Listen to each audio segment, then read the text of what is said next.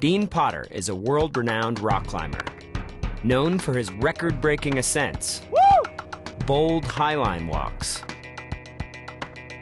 and extreme base jumps. Ba-boom!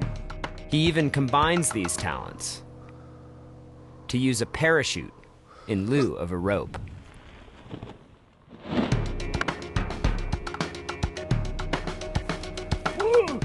I love the idea that I can change the worst possible thing to the best possible thing, dying to flying. For the past year, Dean has focused his immense energy on the art of wingsuit base jumping. The wingsuit is basically the flying squirrel suit. You get little wings between your arms and legs that allow you to glide. Everybody kind of fantasizes about it flying, and it's an amazing place in history right now that man actually has the skills to pull it off. This summer, Dean spent months searching the north face of the Eiger in Switzerland for an exit point higher on the mountain than anyone had jumped before.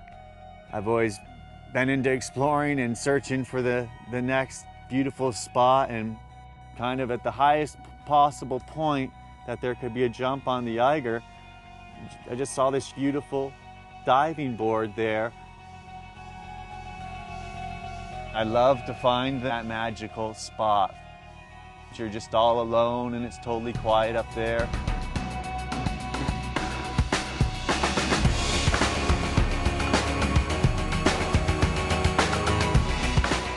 In August 2009, Dean Potter broke a world record, making the longest base jump ever achieved. It's about 5.5 kilometers, a 2,000-meter drop.